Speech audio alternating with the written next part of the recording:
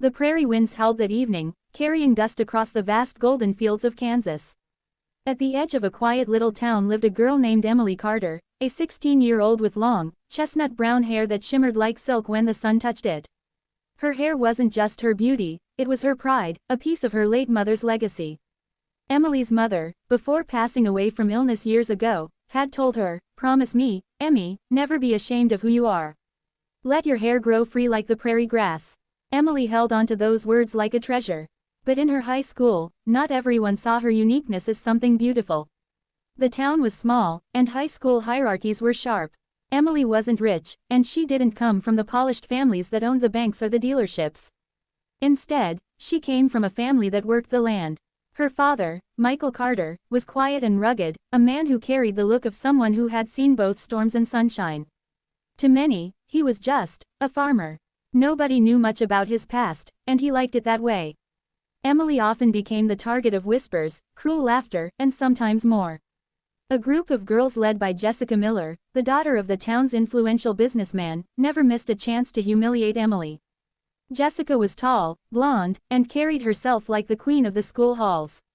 Her sidekicks, Amber and Kayla, followed her everywhere, echoing her taunts. But Emily never fought back. She remembered her father's advice: "Strength isn't always about fists, Emmy. Sometimes it's about knowing when to hold your ground quietly." Still, even quiet strength has limits.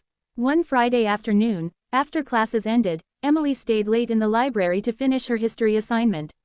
When she finally stepped outside, the sky was painted orange with the setting sun. She didn't notice Jessica and her friends lurking near the bike racks. "Look who we've got here," Jessica sneered, stepping in front of Emily. "Prairie girl, still living in that broken-down farmhouse." Emily clutched her books tighter and tried to walk past. But Amber shoved her back. "You think you're better than us because you don't talk," Kayla mocked. "Or is it that you just don't know how?" Emily kept her eyes down. Silence was her shield. But then Jessica's gaze fell on her long hair, braided neatly down her back. She smirked. "You know what would make you fit in better, Emily? If you didn't walk around with that horse mane."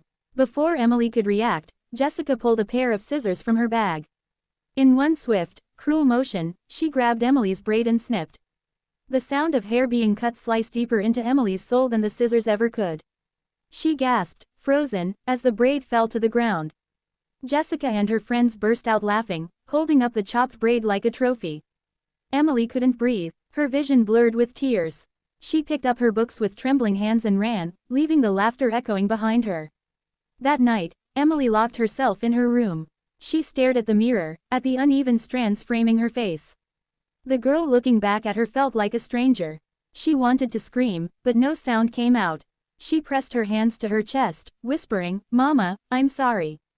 I couldn't protect it." Her father knocked gently on the door. "Emmy, you okay?" She didn't answer at first. But when Michael finally entered, he saw his daughter's shorn hair and red eyes. His face tightened, not with shock, but with something deeper, a quiet storm. "Who did this?" he asked softly. Emily broke then, sobbing into his chest. Jessica Miller." She cut it off in front of everyone. Michael held her tightly, his jaw clenching. For years, he had chosen silence, living a humble life away from the shadows of his past. But now, they had crossed a line. The next morning, Michael rose early. He walked out to the barn, where an old chest sat under a tarp. Inside were relics of a life Emily had never known: medals, photographs, and a neatly folded uniform with the insignia of the United States Special Forces. Michael Carter wasn't just a farmer.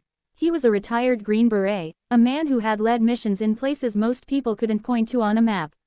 He had chosen the prairie for peace, to raise his daughter far from violence. But he hadn't forgotten who he was. At school that Monday, whispers spread like wildfire.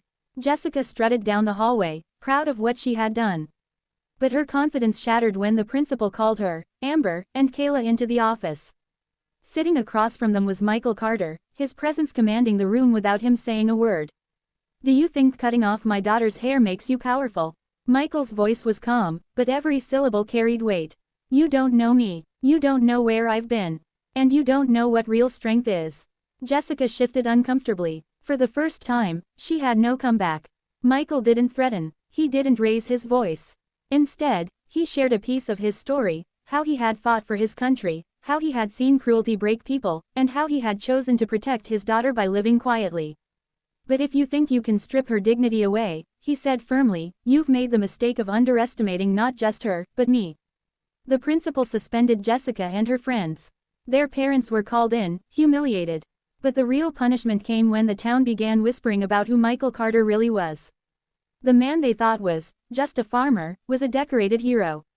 For Emily, the healing took time. She wore her short hair with quiet grace, learning to see her strength in the mirror instead of shame. One evening, as she sat with her father on the porch, he said, "Your mama would be proud. Not because of your hair, Emmy, but because you stood tall even when they tried to break you." Emily smiled, tears glistening in her eyes. "And I'm proud because of who my dad is." From that day forward, no one dared call her Prairie Girl with mockery. Instead, they looked at her with a mix of respect and awe. The girl who had been bullied had become a symbol of quiet resilience.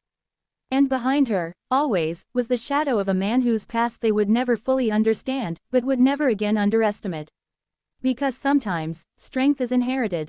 And sometimes, the quietest people carry the loudest legacies.